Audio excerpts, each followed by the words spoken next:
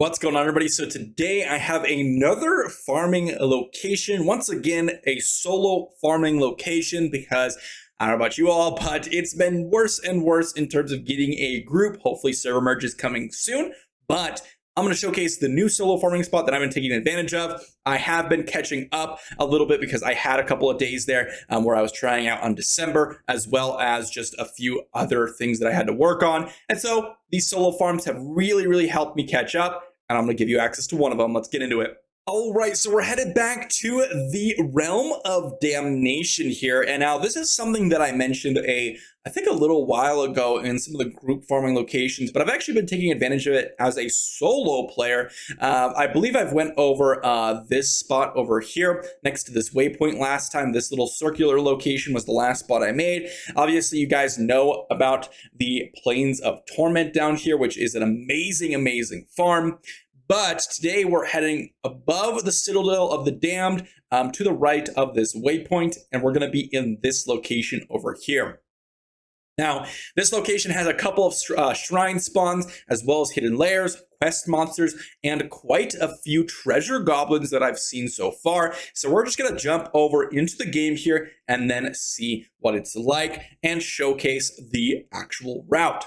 Now, Realm of Damnation is home to always, from what I've seen, just the best farming locations. Plains of Torment and the large farm, I forgot what the spot is, but the really long path are two of the most important farming spots in the game. If you're just going for pure efficiency, pure legendaries per hour, pure XP per hour, that type of stuff.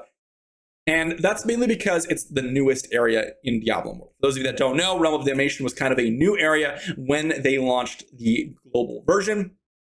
And so this obviously is tuned to increase. It's increased because they wanted people to farm this location. But you're going to go to the waypoint here, and you're going to start right when you kind of enter this little path. And you're just real easily going to cruise on through. You're just going to kill off all the monsters, and there's a lot of different spawning points, especially along the stairs, which help you kind of keep up your kill streak.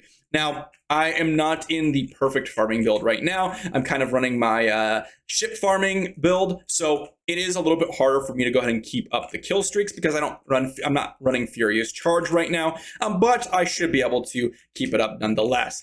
So really, you're just going to go north along this path right here and then wrap all the way around and then kind of back up through this stair area and really just kill off all the monsters. There's a lot of different monsters in this location, and there's a lot to kind of take advantage of. You can see there's a bunch of different groups of monsters, and there's a few quest monsters that spawn around here. This one is really smooth. It's not super difficult. You do want to have a lot of movement abilities. That is one thing that you're going to want if you're going through with this location. You can see there, I've already finished off a bestiary turn in because there is a lot of sort of downtime in between killing monsters. There's a lot of monsters that spawn, but there's also a lot of distance between all the monsters. So you do want to keep up with your kill streaks by running your movement abilities. So usually what I run on Barb here is going to be sprint with the extra duration, and I run Furious Charge. So I both have the sprint buff and I have the dash, which allows me to keep up the kill streaks,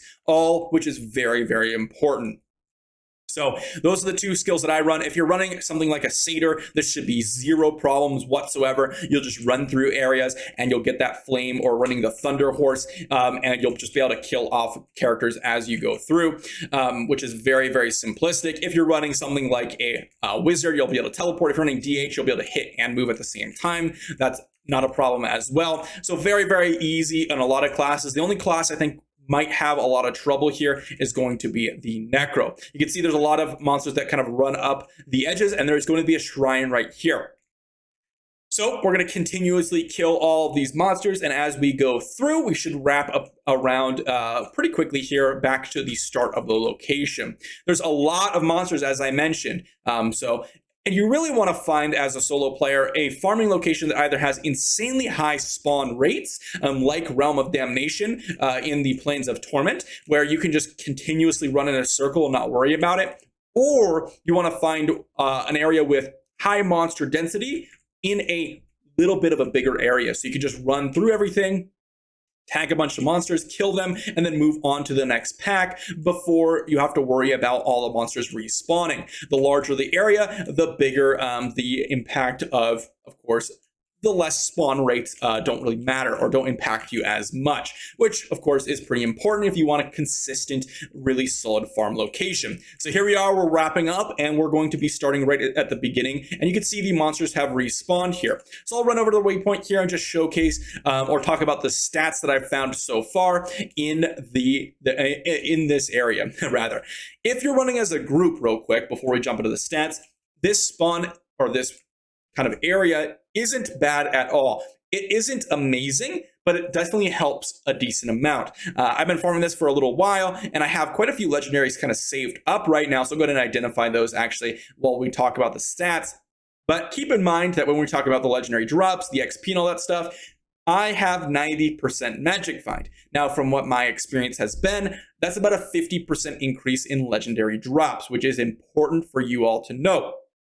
Now, with that, what I do is I find out the experience per minute. A lot of you commented, or a couple of you commented on my previous video on XP farms, and you mentioned I only talked about XP. That is correct, because I don't have enough time to figure out how many legendaries I've gotten per hour. It'll always be RNG based, right? So what I do is I take the XP per minute, and then I compare that to the Plains of Torment. Plains of Torment is 120k experience per minute, which gives you about 5 to 6 legendaries per hour. Keep in mind that was with 20% Magic Find, or 15% Magic Find. I did not have more than 15% Magic Find at the time. Now with this farm here, I was acquiring about 90k experience per minute, which gives me around about closer to 3 legendaries to 4 legendaries per hour at that 15% Magic Find. For me, I got about 6 legendaries in an hour farming here, which was really, really solid.